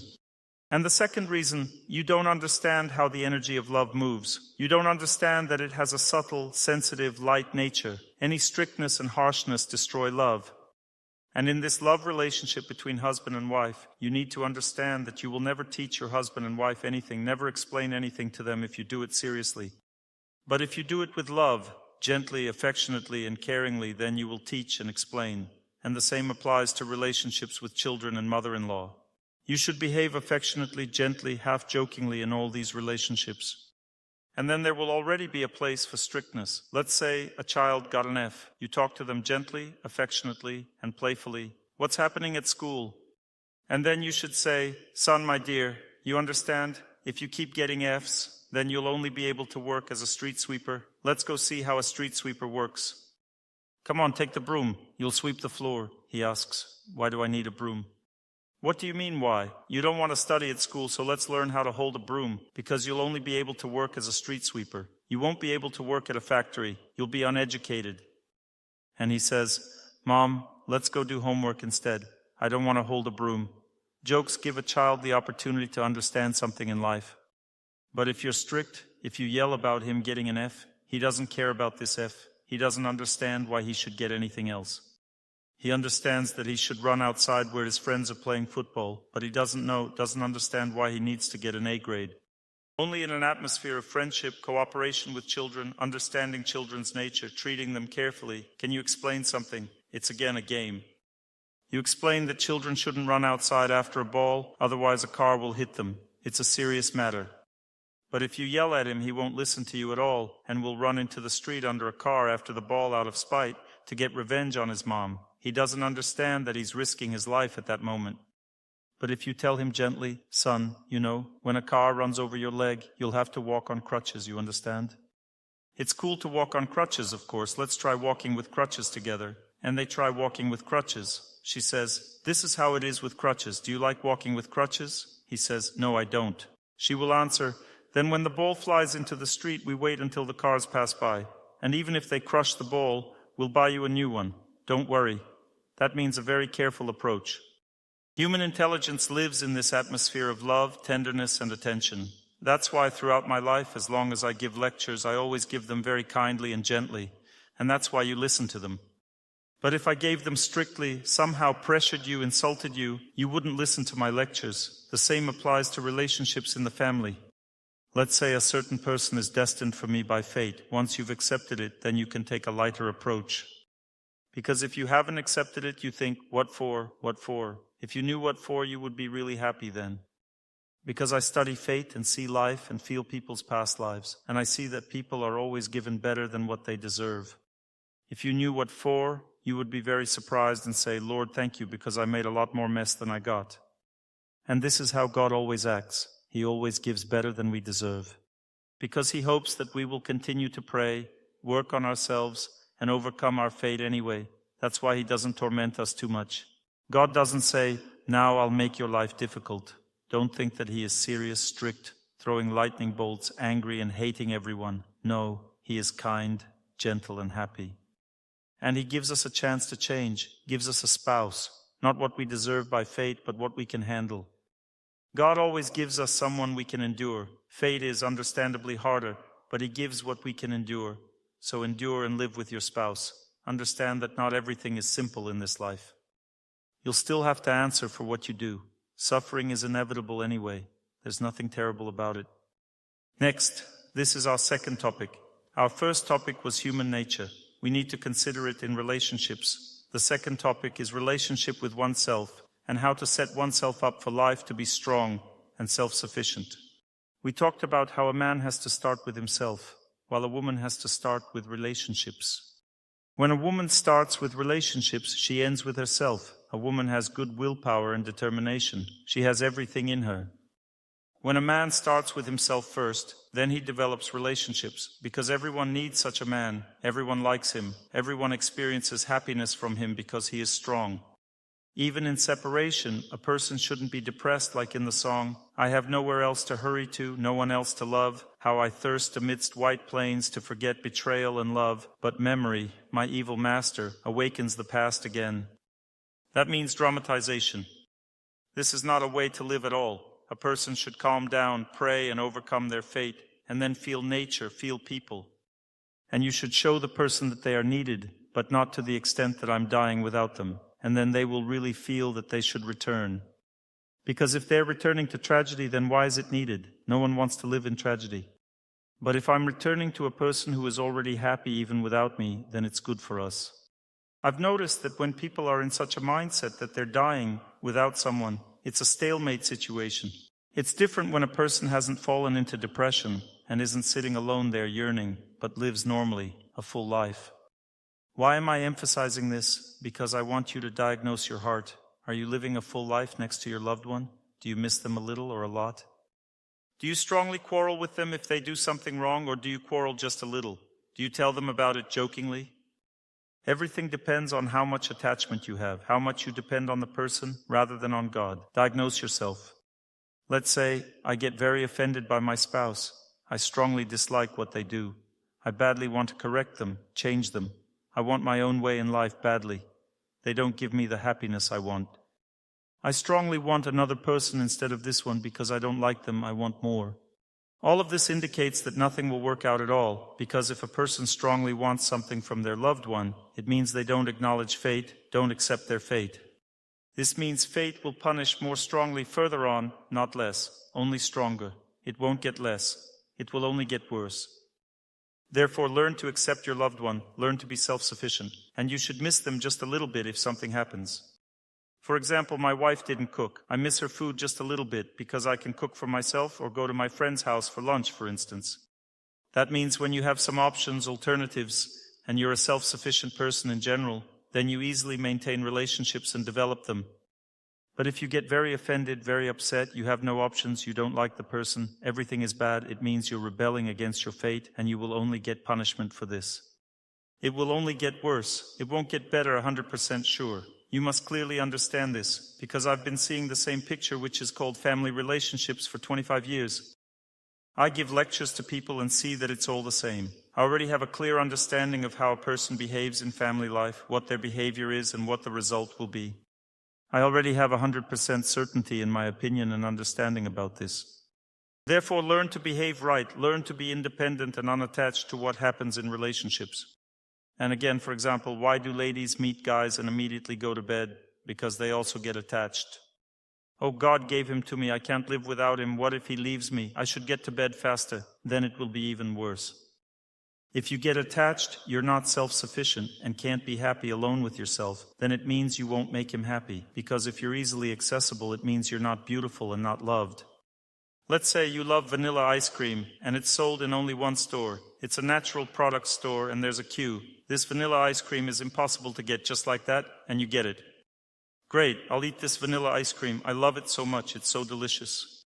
But imagine, you go out on the street, vanilla ice cream is at every corner, and they're even giving it out for free, saying, please, take some vanilla ice cream. We want you to eat it. It is free and available at any second. Even at night when you go out, everyone runs up to you and says, vanilla ice cream. You will never even take it. I don't need your vanilla ice cream, I want chocolate ice cream. That means that everything that is intrusively offered and easily accessible, it's simply not needed, it makes you sick. You want that thing that's hard to get? People always like this. When a woman wants to get married, she should become like this, she should become hard to reach. It's like in one movie when the lady says, when you find me shoes like the queen's, I'll marry you, and she laughs and runs away. Although she loves him, she behaves playfully and independently of him, she laughs, and he doesn't know what to do anymore. He went to the queen and got the shoes. This is a sign of correct behavior. This light and playful style in love relationships with a guy you like is a sign of strong intelligence in a woman. She always gets married easily.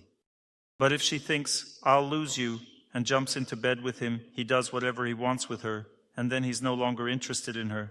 But she thought this would lead to marriage. He immediately plays dumb, as if marriage wasn't even planned. Because if she acts like a fool, then he will act like a fool too. Therefore, you need to understand all these things very well, and then everything will be fine in your personal life. But if you make scandals, argue, wait for another person to appear, you don't need this person and you think that you're unlucky, and you think that you might get luckier if you don't care for him, don't behave the way you should with him, then everything will only get worse and worse. And there are two reasons. The first reason is that you're not a self-sufficient person. You lack nature, God, and good people in your relationships. And you don't know the nature of the energy of love. You don't know how it moves between people, in what atmosphere, in what mood, in what state a person can cultivate it. It's understandable that this is difficult to learn because you're not familiar with the scriptures. Because in the scriptures, for example, the Vedas, it explains how God builds a relationship with his spouse. This relationship is playful, light, unobtrusive, plenty of emotions and everything else. And if you dig deeper, you should know that there is no energy of love between us. The energy of love that exists between us is not our energy. This is God's energy. He just gives us the opportunity to use it. And if we use this energy of God, it means that we are actually building relationships with his spouse to some degree. And this means that we must follow the rules of the game. If we build these relationships with divine energy, then we need to behave half-jokingly, gently, lightly, unobtrusively, forgive, endure, pretend that you're not offended. You can deceive a little bit so that the energy of love flows well, calmly and tenderly. Don't deceive in the main things. If you cheated on your wife and playfully told her, I love you, everything's like before, everything's fine, this is called betrayal. Or let's say you did something bad to a close person and behaved playfully with them, this is already called meanness. That means that if your behavior is playful for the sake of love and family, then this is called truth, although there's a little bit of a lie in it. But if you're against love, you insult love in relationships, you befoul it, then this is called deception, betrayal, meanness, hypocrisy, all these bad words, so be careful. Never insult love, because if you have a wife, love should go towards her, not towards someone else. Otherwise, this sword of Damocles, punishment will inevitably fall upon you from God, because he gives us his spouse so that we can learn real things. But if we misuse this energy, we will pay very severely for this, we'll be punished harshly. There is a rule that you can't cheat and so on, because this is not our energy, it doesn't belong to us. And that's why there's such severe punishment for infidelity or betrayal. A person is punished by fate very severely. These are some points that I wanted to tell you about today. I mentioned some main points about relationships that are important to know to preserve the family and make it live normally. And now questions about the lecture. Dr. Torsunov, hello. Please tell me if I do as you said in the lecture now. I try to behave tenderly with my husband, take care of him, but he still doesn't want to communicate. But why? What's the reason? I don't know the reason. We have a long history. He's not working now and trying to find a job, but hasn't succeeded yet. Before this, he drank for many years, and now we're gradually getting out of this situation. For now, he distances himself from me and doesn't want to be around, doesn't communicate with me. And I try to do what you said. Cook, clean, do laundry, be around somewhere. Still, it's not working out. And he distances himself from me more than I do from him. Does this mean that I'm attached to him in this relationship, right? Or not? You need to learn to pray as well, because you don't understand the situation. When a person prays, they understand more deeply what's happening. He is now in depression, experiencing severe mental fatigue. You have nothing to do with it. It's just hard for him to communicate. I think he even tells you about this. You're not hearing it. You think there's some other reason. He's just tired of life. It's hard for him. He doesn't know how to break free from this situation and is trying to survive somehow, and he treats you well, with kindness. It's just hard for him to show emotions in return. It's difficult for him to give anything because he has nothing left. He's exhausted. You are actually improving things with your behavior, but he simply has no strength to build a relationship. He's in depression. That means that it's an illness. I've been praying for a very long time. Maybe I'm reading the prayer wrong somehow? I explained to you how to pray. You need to listen to those who pray, repeat with them, and direct this energy towards your goal. Should I just continue doing what I was doing? Yes, everything is fine. The bad period in your life will end, and the relationship will get better. You're doing everything right, everything is good. It's just that time is working against you. Now there's a bad period in your fate and in his fate. You just have a difficult life right now, that's all. People often think they're doing something wrong. You're doing everything right. Life is just difficult right now, that's all. You need to take into account that there can be a bad period. Nothing can be done about it. You just need to continue, and then it will end. It will get easier. May I ask a question? How much longer do I have to endure this bad fate? Could you answer, please? I can see that after less than a year, it will get easier. Good. Thank you very much. Thank you so much. I see many hands raised, but I hope you have one specific question about the topic of relationships between men and women. Please. The question is the following. Today, a lot was said about self-sufficiency, and we would like this topic to be expanded a bit. Or maybe you can give us some tools to better understand where my self-sufficiency is, or if I am self-sufficient. Do I understand right that a person becomes self-sufficient when they have the strength to care for others? Does it mean a person already feels comfortable with themselves? And what additional tools might there be to feel this state? Thank you. No, you didn't understand right. A self-sufficient person is someone whose faith connects with their life. For example, I ran in nature and felt comfortable, fine. I felt good in my heart. That's self-sufficiency. Or let's say I prayed and I felt good in my heart. That's self-sufficiency. The ability to help others appears when a person has a strong faith, when they have dealt with their fate. Self-sufficiency is simply the right way of life. Most people are not living right. That means they live as dependents.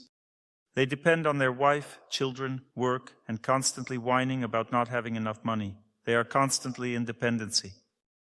Self-sufficient people receive strength from what God has given them. As a result, they have enough strength for themselves, for their life, because they live right.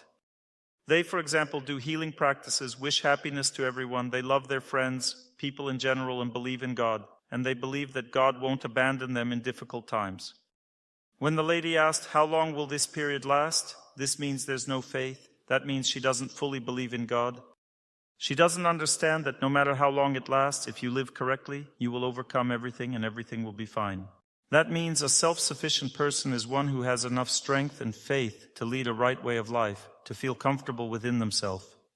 That means your self-esteem depends on your own behavior, not on how your loved one behaves, how things work out at your job, how things work out in your country, and so on. So a self-sufficient person is someone who creates a peaceful life through their own work and isn't dependent very much. Of course, some dependency exists. It's unpleasant when someone gets on your nerves and so on, but it shouldn't be so strong that you lose yourself. That means if your close person said something to you and you spend half a day sulking, that's not self-sufficiency. It means you're living wrong.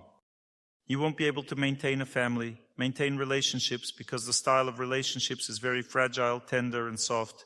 If you navigate relationships correctly, behave gently and kindly, then the person also changes and behaves kindly.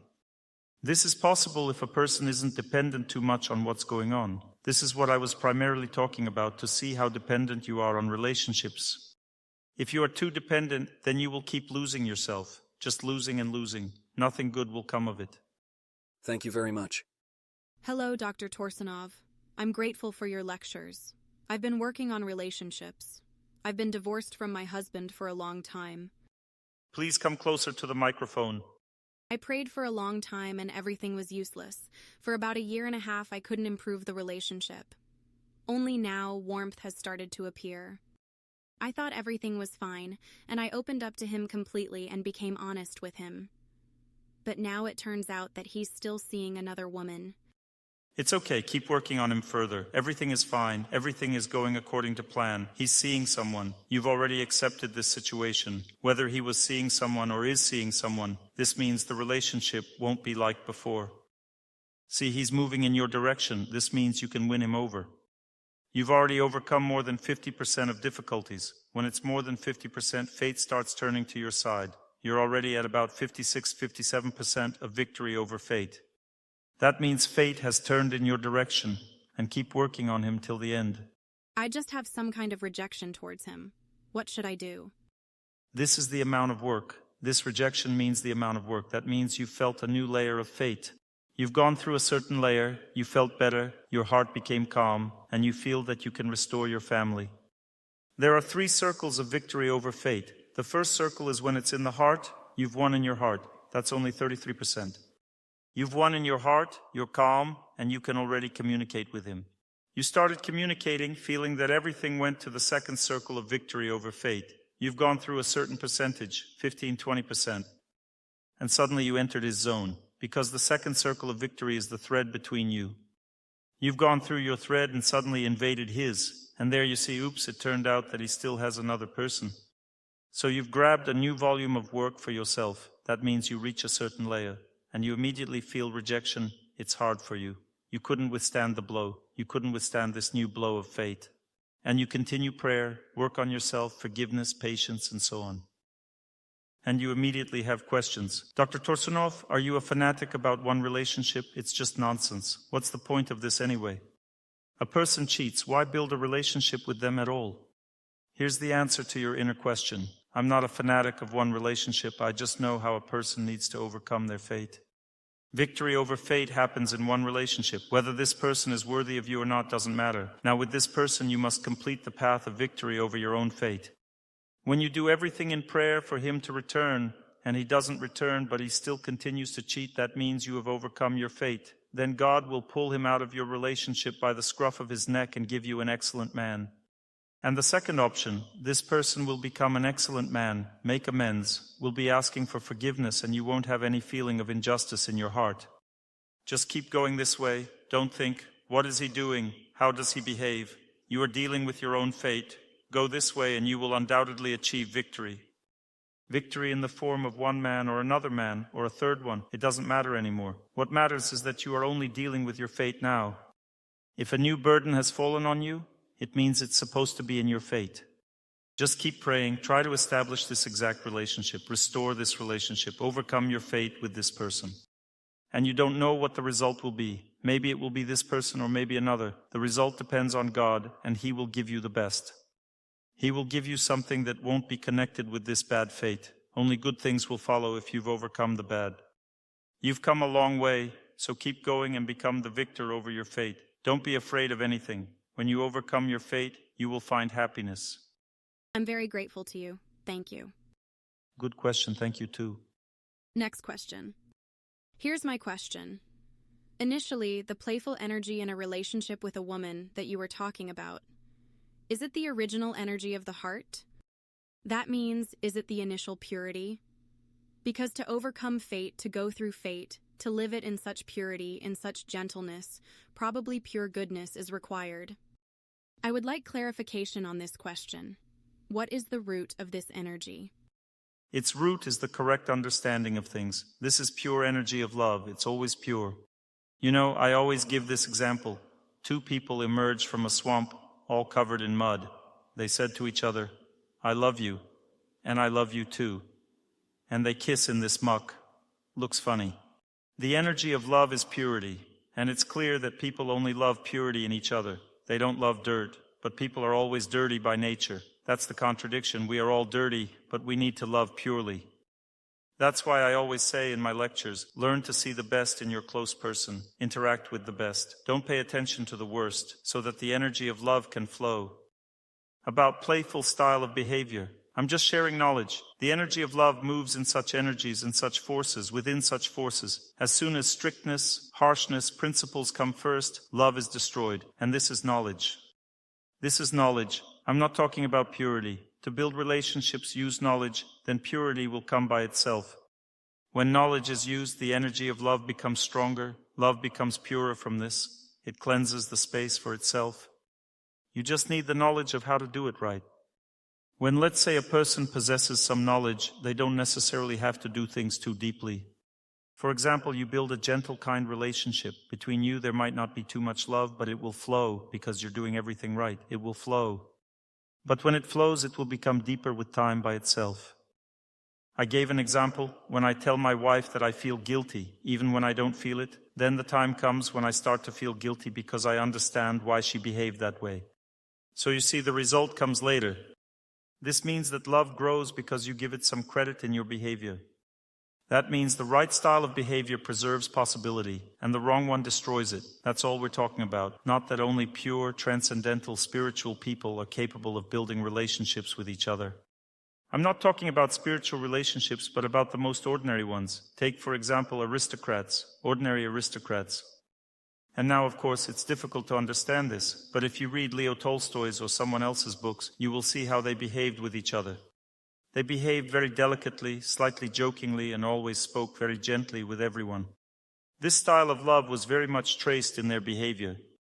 Of course, we say that hypocrisy also crept in there as well. If the style of love is insincere, we say that it becomes hypocrisy, betrayal, and so on. But the very teaching of correct behavior in this culture is excellent, but we think it is already old for us, as we say, last century. This last century needs to become the present century because we have no culture of relationships with close people. I'm not even talking about the culture of relationships with elders or juniors. It's completely uncharted territory. We don't even have an idea of how to behave. Thank you very much. Everything is very clear. Thank you. Thank you. Thank you. I like these last questions. They're right on topic, and we're revealing the lecture's theme. I'm also very grateful to you. I would like people to continue asking questions like this. Next question. A male question.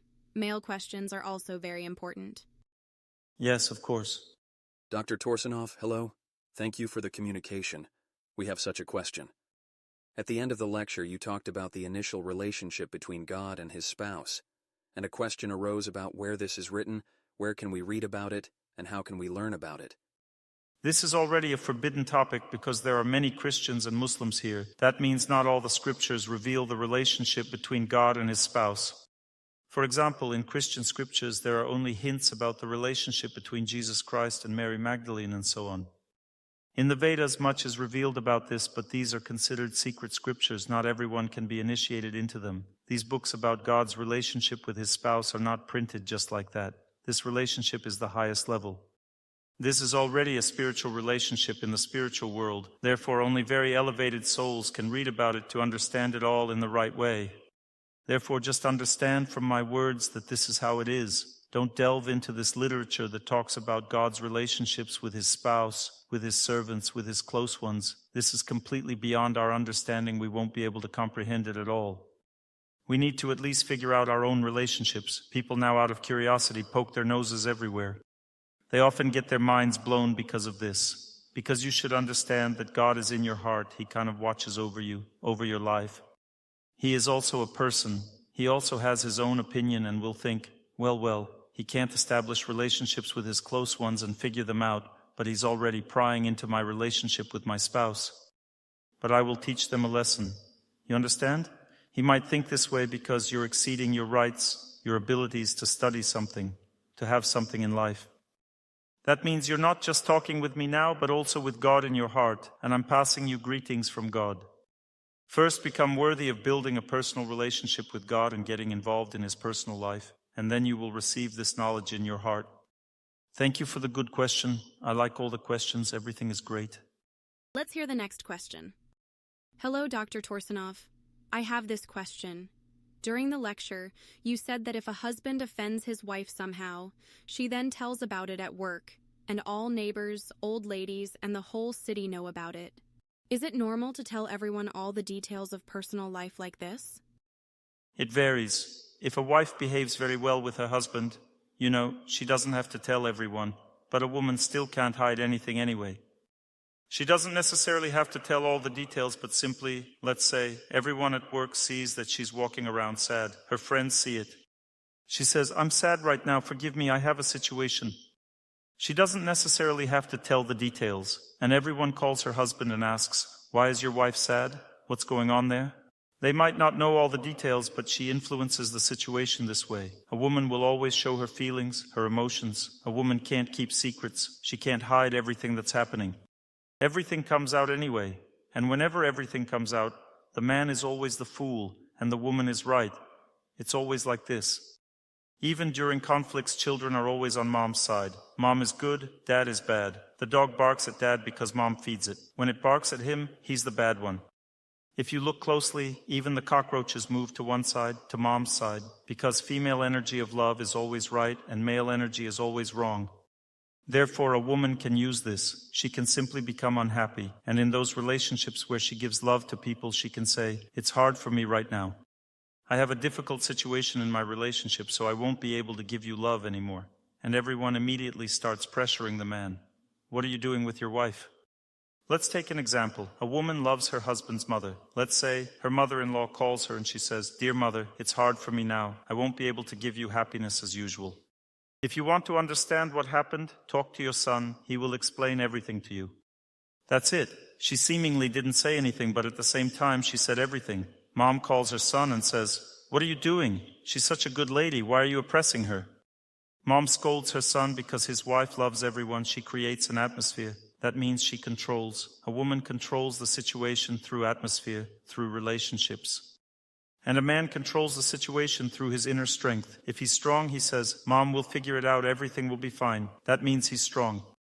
He goes and starts communicating gently, tenderly with his wife because he's strong. He understood that he was wrong. A weak man naturally will behave weakly. A man draws strength from within, while a woman draws it from relationships. That's what we're talking about. So we can tell others a little bit. But understand that even if I tell you not to do it, you'll do it anyway. Let's take a situation. Let's say a girl was playing in a sandbox with a boy. The boy hit her on the head with a shovel. She started crying. Is she complaining to anyone? No. You come up to her. "Why are you crying?" She says, "I won't tell." "Where were you playing?" "In the sandbox." "With whom?" "With that bad boy over there." It's already clear that he hit her on the head with a shovel. That means she shows through her emotions who is guilty and who is right. She gets protection from the environment.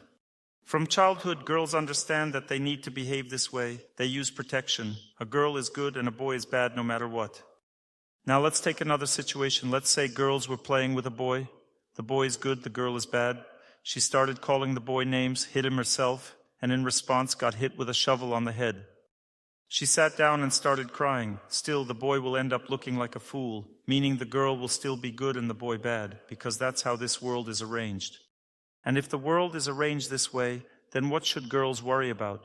They just need to build good relationships with everyone, and then the husband won't be able to do anything bad. Can we take a question from the chat? Good afternoon, Dr. Torsunov. I'm married but have been living separately from my husband for a year. A year after marriage, my husband decided to divorce. I didn't agree to the divorce. The insults began. I was being driven out of the house. We were living with my husband's parents. And now I live in another country, Italy. And I have contacted the police several times. I tried several times to fix the relationship, but suddenly my father-in-law passed away, and my husband and mother-in-law fell into depression.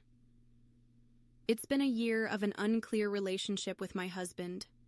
I'm tired. I'm already 40 years old. I want to have children. My husband is constantly depressed. He said I can find someone else. He said he can't come to terms with the fact that I took him to court, and he's suffering because of this. Does this mean that I'm already free, despite the fact that we're still officially registered as married? How can I help my husband? Thank you. I wish you happiness. So look, this woman is going through a bad period related to her personal life. It lasted a long time, but it will end in about 3-4 months. So this lady should know that she needs to set a condition. Let's say, I'll wait for you for 4 more months. If you don't want to live with me after that, it means that you yourself destroyed our family, and you will be responsible for this. So during these 4 months, you are praying and trying to restore the relationship. If 4 months have passed and nothing worked out, then you file for divorce yourself. Get divorced from him. You won't be at fault for this at all, because in fact, who gave whom the paperwork doesn't matter. What matters is the event.